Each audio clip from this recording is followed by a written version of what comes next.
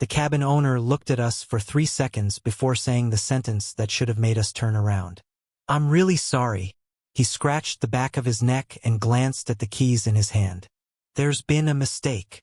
My best friend, Chloe Morgan, slowly turned toward me. I already knew that look. It was the look she gave me right before life became my problem. "What kind of mistake?" she asked. The owner cleared his throat. "The cabin you booked had a pipe burst this morning." Chloe blinked. And I moved you to another cabin." "Okay." He hesitated. "But it's smaller." I folded my arms. "How much smaller?" He looked at both of us. "1 room." Chloe's eyebrows rose. The owner quickly added, "It's very cozy." I had learned over the years that when strangers described something as cozy, they usually meant inconvenient. "How many beds?" Chloe asked. The owner looked down at the keys, then back at us. "1." For a moment, the only sound was the wind pushing snow across the porch behind us. Chloe didn't say anything. I didn't say anything.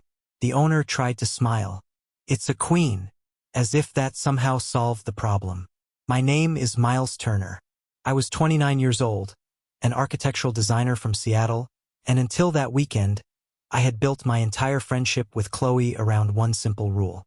Never cross the line. Never say too much. Never look at her for too long. Never let my hand rest too close to hers. Because Chloe wasn't just beautiful. Beautiful was easy to survive. Chloe was worse than beautiful. She knew me. She knew when I was lying. She knew when I was tired. She knew when I was pretending to be fine. She knew every weak spot I had spent years covering with jokes and silence. And now we were standing in a mountain lodge during a snowstorm, being told we had 1 cabin, 1 bed, and nowhere else to go. I should have said no. I should have asked for a refund. I should have turned to Chloe and said, "This is a terrible idea." Instead, Chloe looked at me and said, "We're adults." I looked back at her. "That has never stopped us from making bad decisions." She smiled. "Exactly." The cabin owner handed me the key. "One more thing." Of course there was one more thing. "The heater has been acting up." Chloe stared at him. "The heater. It works." He paused. "Mostly." I looked at the snow falling harder behind him. "Mostly." He lifted both hands. "There's a fireplace." Chloe gave a small laugh. Not because it was funny, because if she didn't laugh, she would probably start yelling. 20 minutes later, we were walking up the icy path toward a tiny wooden cabin with snow piled against the windows. Chloe carried 1 bag. I carried 3. She glanced at me. "Stop doing the heroic thing. I'm carrying luggage." "You know exactly what I mean." I did. That was the problem. I opened the cabin door. Warm air brushed our faces. For about 5 seconds, I thought maybe everything would be fine. Then we stepped inside. 1 bed. 1 fireplace. 1 couch so small it looked like it had been built for decorative squirrels. And 1 old wall heater rattling like it was already thinking about giving up. Chloe walked to the middle of the room, looked at the bed, looked at me, then sighed. "Well, this is going to be a very educational weekend." Chloe dropped her backpack beside the fireplace and slowly turned in a circle. "I've seen prison cells with better furniture." I set the grocery bags on the tiny kitchen counter. "You're being dramatic." She pointed toward the couch. "Miles." I looked. It wasn't really a couch. It was somewhere between a love seat and an expensive mistake. "I'm pretty sure my feet would touch the floor." "They absolutely would." I shrugged. "I'll sleep there." She crossed her arms immediately. "There it is." "What?" "The noble act. I'm 6 feet tall. And you're 5'4". So the bed makes more sense for you." She walked closer until she was standing only a few feet away. "You always do this." "Do what?" "You decide what's fair before asking me what I think." I looked away. It was an old habit. One I developed long before Chloe met me. After my engagement ended 3 years earlier, I stopped expecting people to choose me. It became easier to volunteer for discomfort before anyone could ask. Smaller piece of cake. Longer drive. Colder room. Shorter blanket. The couch. Felt safer somehow. Chloe knew it. She always knew it. She sighed. Miles. What? I'm not letting you destroy your spine to prove you're a gentleman. I smiled faintly. It's a very comfortable decorative squirrel couch. She laughed. I hate how funny you are. You don't. No. She smiled. I really don't. For a second, neither of us spoke. Outside, snow hit the windows harder. The cabin suddenly felt much smaller. Almost like it wanted us to stop pretending there were 1,000 miles between us. Instead of 3 feet, Chloe clapped her hands once. Food. Excellent change of subject. I know. We unpacked groceries together. Pasta. Soup. Bread. Marshmallows. Coffee. Far too many snacks for 2 people. Why did you buy 3 bags of chips? I shrugged. I panic in grocery stores. You panic. What if future Miles wanted barbecue chips? She laughed again. There he is. Who? The real you. What was I before? The emotionally constipated version. I don't think that's a medical diagnosis. It should be. Dinner came together surprisingly well. The tiny kitchen forced us to move around each other constantly. Every few seconds, a shoulder brushed another. A hand reached for the same spoon. One of us stepped aside, then apologized, then laughed for apologizing. At one point Chloe reached across me for the salt. Her hair brushed my cheek. Vanilla. She still used the same shampoo she'd been using since college. I remembered because one rainy afternoon 7 years ago, she'd borrowed my hoodie after getting soaked walking across campus. When she gave it back 2 weeks later, it still smelled like vanilla. I'd washed that hoodie 3 times before finally admitting to myself I wasn't trying to clean it. I was trying not to miss her. Miles? I blinked. You've been staring at the pepper. I was evaluating it. For structural integrity? Exactly. She narrowed her eyes. You were somewhere else. I wasn't. Liar. I smiled. Architect. Same thing. After dinner, we lit the fireplace. The flames slowly filled the room with warm orange light. Outside, the wind had become fierce. Snow covered almost everything beyond the windows. Chloe sat cross-legged on the rug. I sat beside her. Not too close, not too far.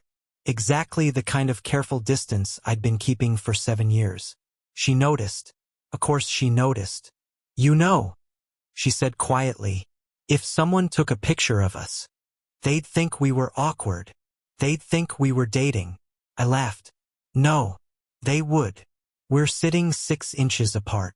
Exactly. She looked into the fire. People always think we're together. They've thought that for years. My mom still asks. My sister stopped asking. What does she do now? She just calls you my future wife to annoy me. Chloe's cheeks turned pink. What do you tell her? I stared at the fire. The truth. And what's that? That we're best friends. Silence. The fire cracked softly. Then Chloe asked, so why does that answer always sound like it disappoints you? The question settled between us like another log falling into the fire. So why does that answer always sound like it disappoints you? I looked at the flames instead of her. Because looking at Chloe Morgan while trying to lie had never gone well for me. It doesn't. She gave a quiet laugh. Miles. What? You blink 3 times whenever you're about to say something you don't mean. I do not. You just did. I rubbed a hand across my face. I hate that you know that. I know everything. That wasn't true. If she knew everything, she would have known why I never dated anyone seriously after my engagement ended. Why every man who flirted with her instantly became my least favorite person in the room. Why every birthday hug lasted 1 second longer in my memory than it had in real life. She couldn't know, because if she did, she would have walked away years ago. I'm just tired, I said. She watched me for another moment. Then, thankfully, she let it go. Come on. She stood and held out her hand. What? We're playing cards. I didn't know you brought cards. I always bring cards. Why? In case civilization collapses. I took her hand and let her pull me to my feet. Reasonable. It wasn't until our fingers separated that I realized how warm her hand had been. Warmer than mine. Warmer than the fire. We spent the next hour accusing each other of cheating in games neither of us was taking seriously. You looked at my cards. I absolutely did not. You smiled. I smile all the time. You smile differently when you're lying. You have too many observations. I'm a teacher. No. What? You're a professional investigator disguised as a teacher. She threw a playing card at me. It bounced off my shoulder. Cheater. Loser. Handsome loser. The word escaped her before she could stop it. We both froze. Her eyes widened. She looked down at the cards. I know what you meant. No, you don't. I really don't. Color rushed into her cheeks. She laughed awkwardly. I was trying to say, happy. You've never confused handsome with happy before. I know. She covered her face with both hands. Oh my gosh. I couldn't help smiling. For the first time all evening, she looked flustered. It was strangely adorable. She peeked at me through her fingers. You are never allowed to mention this again. I'll try. You won't. No, I won't. She pointed at me. Terrible best friend. The worst. Before either of us could say another word, the lights flickered. Once, twice, then everything went dark. The cabin fell silent. Only the fireplace continued burning. Outside, the wind howled against the walls. Chloe instinctively moved closer. Miles? I'm here. Another loud gust shook the windows. Then came a metallic clunk from the wall. The old heater rattled violently. Coughed again, and died. For a few seconds, neither of us moved. Then Chloe looked toward the heater. Please tell me that's normal. Almost as if answering her, the little digital thermostat went completely black. I walked over and pressed every button. Nothing. I opened the owner's welcome binder. Nothing helpful. I checked the breaker. Everything was on. I grabbed my coat. I'm going outside. She stood immediately. No. I need to check the propane. It's freezing. I'll be 2 minutes. She looked genuinely worried. Miles. I'll be right back. The cold hit me like a wall. Snow whipped across the porch. By the time I reached the propane tank, my hands were already numb. Everything looked connected. Nothing seemed broken. When I stepped back inside, snow covered my shoulders. Chloe hurried over without thinking. She brushed the snow off my jacket, off my hair, off my face. Only when she realized what she was doing did she stop. Her hand lingered against my cheek for the briefest second. Then she quickly pulled it away. You're freezing. So is the cabin. She looked at the dead heater, then back at me. Finally, she pulled a thick wool blanket from the couch and wrapped it around both of us. Neither of us said a word. For a long moment, the only sound in the cabin was the fire crackling behind us. Chloe looked down. We're sharing a blanket now. It appears that way. I feel like this is the part in every romance movie where someone makes everything weird. I wasn't planning on helping Hollywood tonight. She smiled. Good. Then another icy draft slipped through the room. She shivered so hard the blanket shook. Without thinking, I pulled it tighter around both of us. She didn't move away. Instead, she stepped even closer. Our shoulders touched, then our arms, then almost everything except our faces. I swallowed. This was dangerous. Not because of what might happen, because of what I wanted to happen. You know, Chloe said quietly, you're still doing it. Doing what? Keeping 6 inches between us while we're sharing one blanket. I wasn't aware I was measuring. You always measure. I laughed. Occupational hazard. No. She looked up at me. Emotional hazard. That one landed. Hard. She always found the sentence I couldn't argue with. I looked toward the fireplace. We should probably put another log on. Miles. What? Look at me. I hesitated. Then I did. Her eyes reflected the firelight. Warm. Honest. Dangerously close. Can I ask you something? You always do. She smiled faintly. Promise you'll answer honestly? I'll try. No jokes. I'll try. No escaping. I sighed. Okay. She took a slow breath. Why haven't you dated anyone? I wasn't expecting that. I have. She raised one eyebrow. Coffee isn't dating. I went to dinner. Twice. You counted. I noticed things. I know. She waited. She didn't rescue me. Didn't change the subject. She simply waited for the truth. Finally, I guess. I looked down at the wooden floor. I stopped believing I was what anyone actually wanted. Her expression changed immediately. Not pity. Something sadder.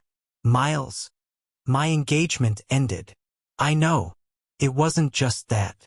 I shook my head. When someone spends years choosing you, and then one day, they don't, you start wondering if maybe they were right. She stared at me. Do you really believe that? I try not to. But yes. Outside, the wind slammed against the cabin. Inside, the silence somehow became louder. Then Chloe did something completely unexpected. She reached up and took my hand. Not by accident. Not because she was cold. She simply intertwined her fingers with mine. Slowly, carefully, like she wanted me to know it was a choice. I looked at our hands, then at her. She smiled sadly. I wish you could see yourself the way everyone else does. I don't. I know. She squeezed my hand. That's what breaks my heart. Before I could answer, her phone buzzed on the coffee table. Neither of us moved. The screen lit up the dark room. A message preview appeared. Rachel, if he still doesn't tell you this weekend, promise me you'll finally let him go. Time stopped. I hadn't meant to read it. Couldn't have avoided it. The words were right there, bright against the dark room. Chloe saw my face, then slowly turned toward the phone. The color drained from hers. Oh, she whispered. Oh no. She closed her eyes for a second. When she opened them again, there was nowhere left to hide. I can explain. I shook my head. You don't have to. No, she said softly. I think I do. The fire cracked loudly. Neither of us looked away. I looked back at the fireplace. I wasn't trying to read it. I know. The screen was right there. She nodded once. I know. Neither of us spoke for several seconds. Finally, Chloe picked up her phone, locked the screen without reading the rest of the message, and placed it face down. Then she looked at me. You deserve the truth. I let out a slow breath. I've deserved it for a long time. She gave a tiny, sad smile. I've been in love with you for almost 3 years. The words should have felt impossible. Instead, they felt familiar, like hearing the ending to a story I'd already guessed. I never planned to tell you. She looked toward the window. Rachel kept saying I was wasting my life. She said if I came on this trip and nothing changed, I needed to stop hoping. My chest tightened. So this weekend was goodbye. Her voice almost disappeared. I wasn't planning to fall out of love. I was planning to stop waiting. The fire cracked softly beside us. I stared at her. 3 years. 3 years she'd been carrying something that heavy while smiling through birthdays, movie nights, road trips, coffee after work. Every normal moment suddenly looked different. I never knew. She laughed quietly. I know. You hid it well. I had to. Her eyes met mine. You were healing.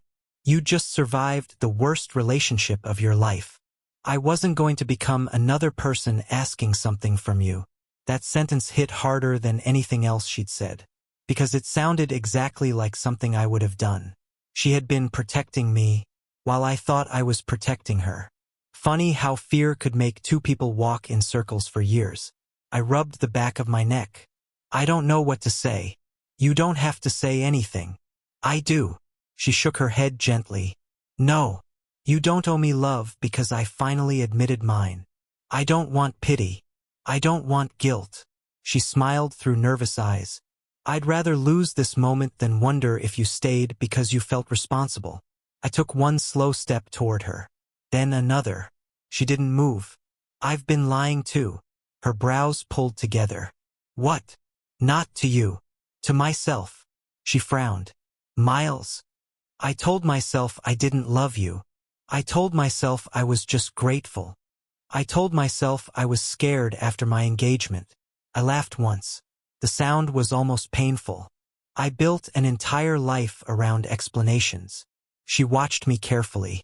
But none of them explain why I compare every woman I meet to you. Silence. None of them explain why every road trip is better when you're in the passenger seat. Or why I remember the exact color of your dress from Caleb's wedding. Or why every time someone flirts with you. I stopped.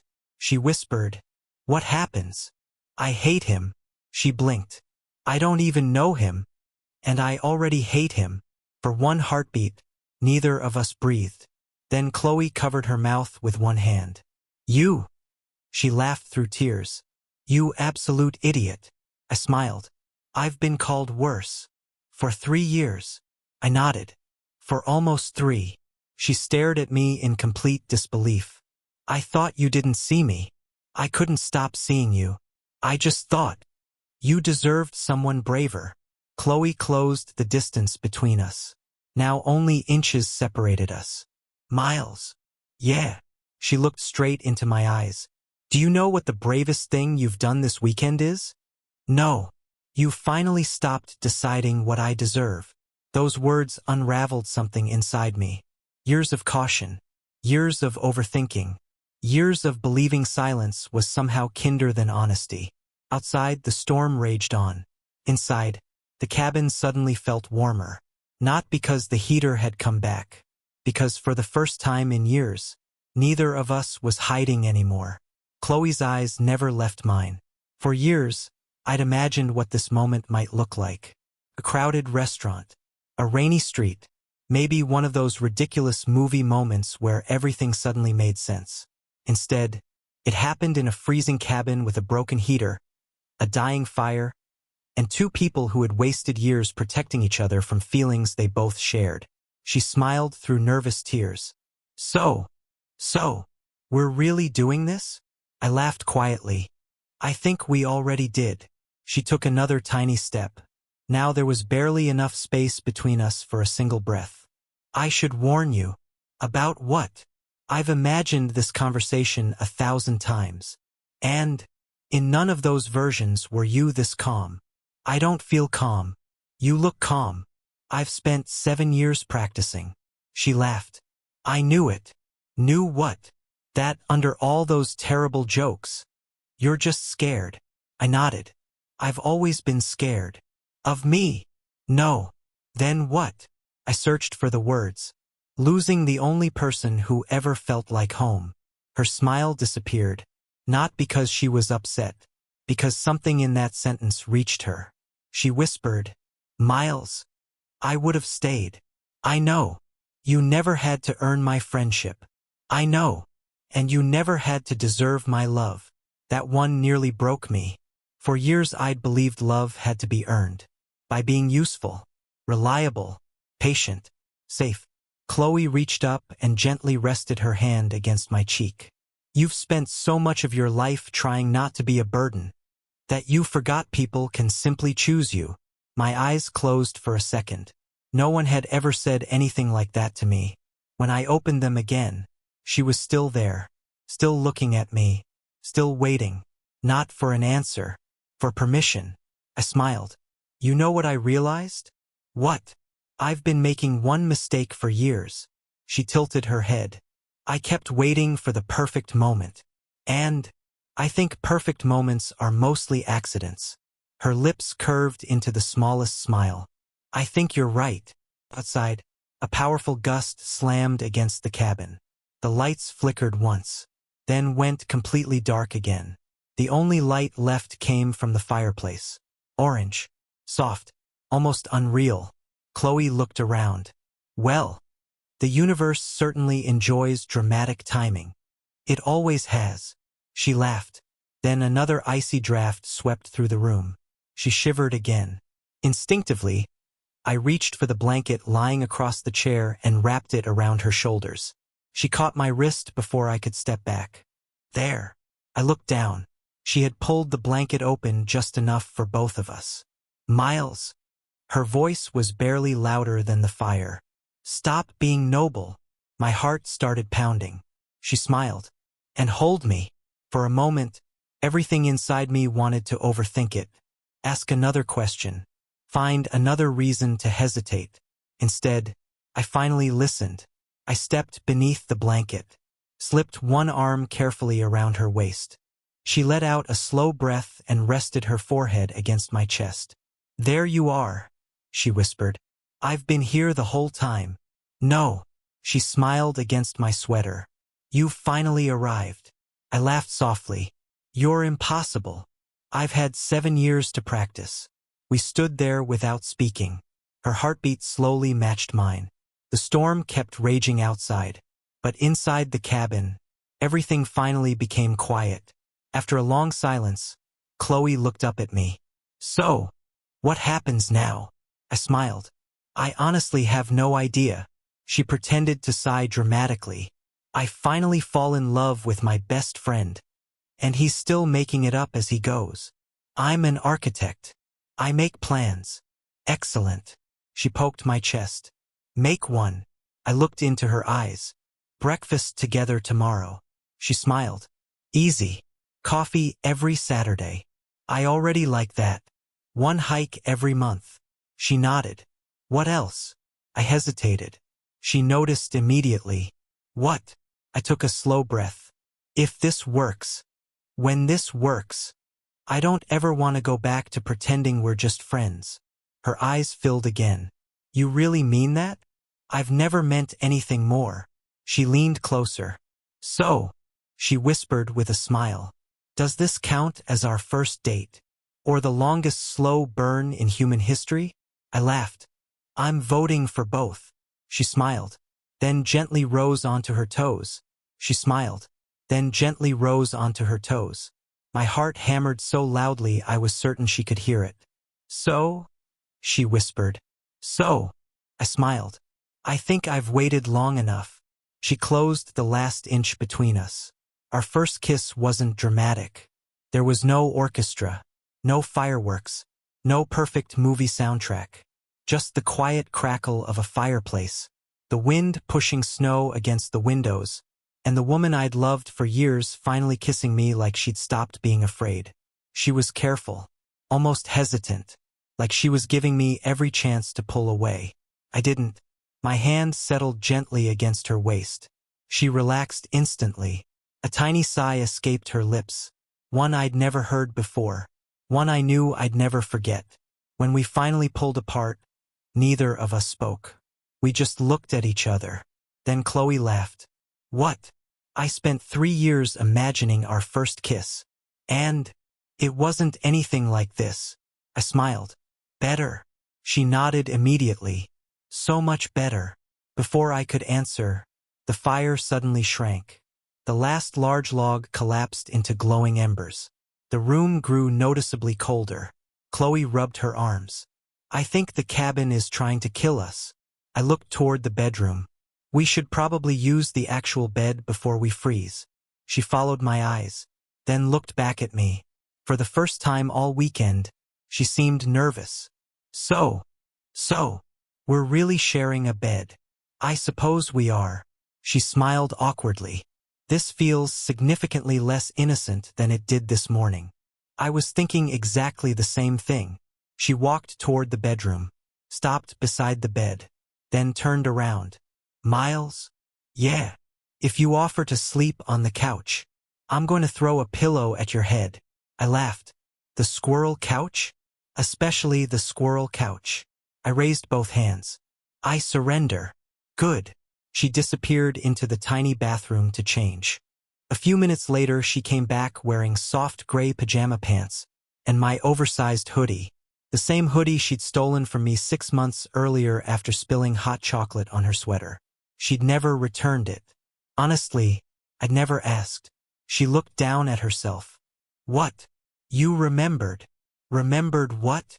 You left this at my apartment. I know. I figured you'd eventually ask for it back. I smiled. I was hoping you'd keep it. Her cheeks turned pink. You really are terrible at hiding your feelings. I've recently accepted that. She climbed under the heavy quilt, then looked at the empty space beside her. Are you coming? I swallowed. Yes. I turned off the last lamp. Only moonlight and the fireplace illuminated the room now.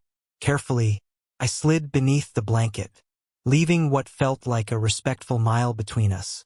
Chloe stared at the ceiling. Miles? That is the most polite 6 inches I've ever seen. I'm trying. I know. She rolled onto her side. But stop trying so hard. Without another word, she moved closer, until her forehead rested lightly against my shoulder. Every muscle in my body froze. She smiled. See, the world didn't end. No, it didn't. Her hand slowly found mine beneath the blanket. Our fingers intertwined naturally, like they'd been waiting years to do it. She looked up at me. You know what my favorite part of today was? The kiss. She smiled. That was a close second. I blinked. Second. My favorite part was the moment you finally stopped pushing me away. Those words stayed with me, because she was right. I hadn't been protecting Chloe. I'd been protecting myself. From disappointment, from rejection, from hope. She gently traced circles across the back of my hand with her thumb. Miles? Yeah. Promise me something. What? If either of us gets scared, we talk. No disappearing. No pretending. No deciding what's best for the other person. I smiled. Deal. She smiled back, then quietly whispered, I've wanted to fall asleep in your arms for a very long time. My chest tightened. I opened my arms. She moved into them without hesitation, resting her head over my heart. Outside, the snowstorm continued. Inside, for the first time in years, I wasn't afraid of tomorrow. I don't know exactly when I fell asleep. Maybe it was sometime after the wind finally quieted. Maybe it was the steady rhythm of Chloe's breathing against my chest. Or maybe, for the first time in years, my mind simply stopped preparing for loss. When I opened my eyes, pale winter sunlight spilled through the curtains. The room was still cold, but not unbearably so. The fire had burned down to glowing embers. Chloe was still asleep. One hand rested over my heart. The other was tangled in the front of my hoodie. Her hair was a complete disaster. She looked nothing like the confident woman who argued with strangers over incorrect coffee orders or convinced third graders that finger painting was an acceptable life skill. She looked peaceful. I smiled without realizing it. You've been staring for at least 2 minutes. I blinked. I thought you were asleep. I was. You can do both? I'm talented. Her eyes slowly opened. Still sleepy. Still smiling. Good morning. Morning. She stretched carefully before looking up at me. So, we're still here. I noticed. And what? She studied my face. No panic. I shook my head. No regret. No. She searched my eyes for another second, then relaxed. Good. I brushed a loose strand of hair behind her ear. You thought I'd run? She smiled sheepishly. A little. I almost did. Her smile disappeared. What? Not because of you. Because I was scared. She nodded slowly. I know. I've spent years running whenever something mattered. She reached up and gently touched my cheek. Then thank you. For staying. That simple sentence somehow meant more than all the dramatic confessions from the night before. We stayed in bed another 20 minutes. Talking. Laughing. Pointing out ridiculous cracks in the wooden ceiling. Felt strangely normal. Almost unfairly normal. Like we'd skipped several awkward months and somehow landed in a version of life that had been waiting for us all along.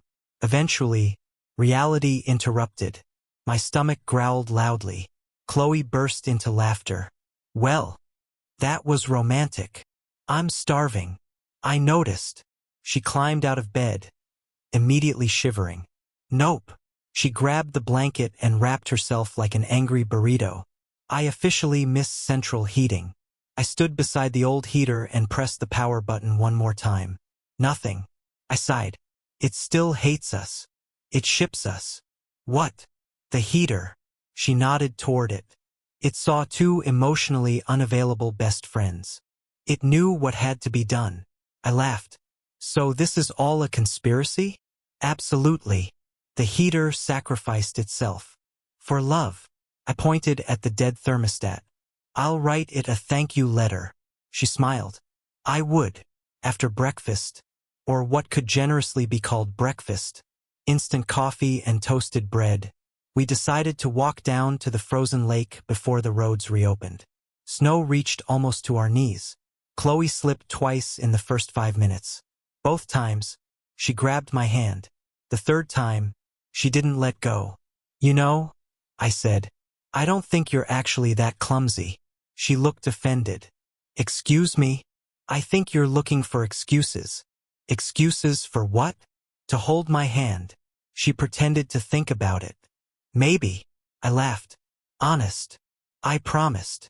The lake stretched before us like glass covered in snow. Completely silent. No cars. No voices. Just pine trees and white mountains. Chloe stood beside me, her shoulder touching mine. Beautiful. I nodded. It is. She smiled. I wasn't talking about the lake. I turned toward her. She was already looking at me. No hesitation. No jokes. Just quiet certainty.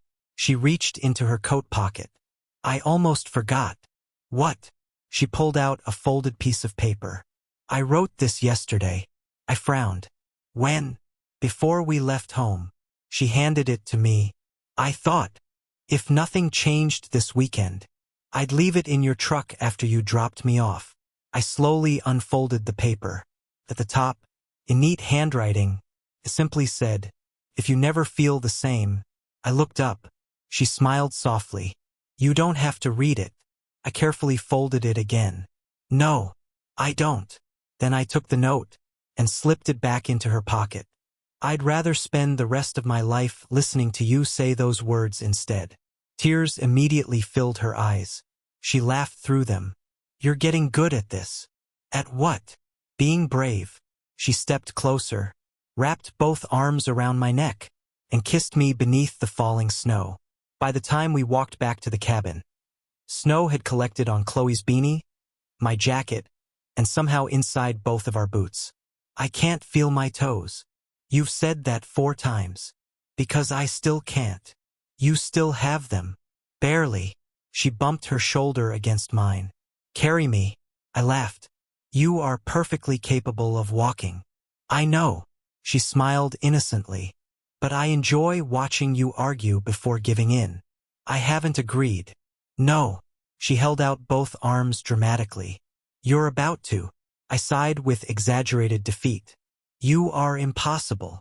And I turned my back toward her. Get on. She gasped. I knew it. A second later she jumped onto my back, laughing as her arms slipped around my shoulders. You planned this. I absolutely planned this. She rested her chin lightly against my shoulder. You smell like firewood. You smell like vanilla. She went quiet. You remembered. I remember everything. She hugged me just a little tighter. For the rest of the walk, neither of us said another word. We didn't need to. When we reached the cabin, my phone finally found enough signal to vibrate. Once, twice, then 5 times in a row. I pulled it from my pocket.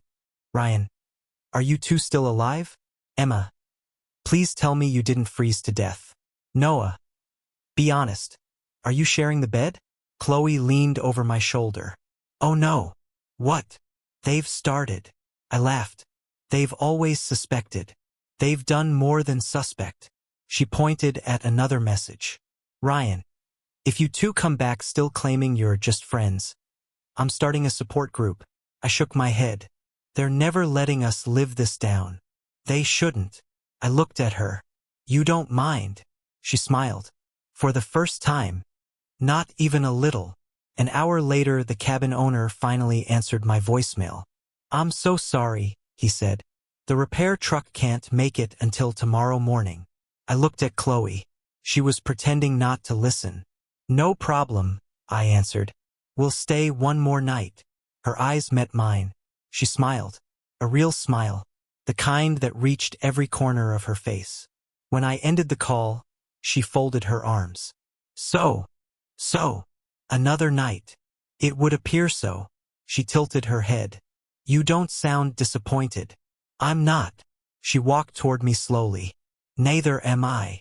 That evening felt different. The nervousness was gone. Instead, everything felt strangely easy. We cooked dinner together. She stole pieces of pasta from the pan. I pretended not to notice. She sang along to an old playlist neither of us had heard since college. Terribly. Very, very terribly. You are painfully off-key. I teach children. They deserve better. They love it. They're legally trapped in your classroom. She threw a wooden spoon at me. Caught it. Bully. Professional bully. She laughed so hard she had to lean against the counter. Watching her, I realized something. For years, I'd been afraid that becoming a couple would somehow destroy our friendship. Instead, felt exactly the same. Only better. Because now, I didn't have to hide why she made me happy. After dinner, we sat in front of the fireplace again. Only this time, she didn't sit 6 inches away. She settled beside me naturally, tucked one leg beneath herself, and rested her head against my shoulder. Miles? Yeah. If we'd admitted this years ago, what do you think would have happened? I smiled. We would have argued over restaurant choices much sooner. She laughed. Probably. We would have traveled more. You would have stolen more of my hoodies. I already stole them. Fair point. She looked up at me. Anything else? I thought for a moment, then answered honestly. I think I would have been happier. She didn't say anything. She simply reached for my hand. Our fingers intertwined without thought, without hesitation, without fear. And for the first time in years, neither of us wondered what would happen if we crossed the line. Because we already had. And neither of us wanted to go back. The next morning, sunlight spilled through the cabin windows. Only this time, warm air drifted from the heater. I stared at it, then looked at Chloe. It fixed itself. She narrowed her eyes. No. What? It waited. For what? She smiled. For us. I laughed. You still think the heater planned all this? I absolutely do. A knock sounded at the front door. I opened it to find an older repairman holding a toolbox.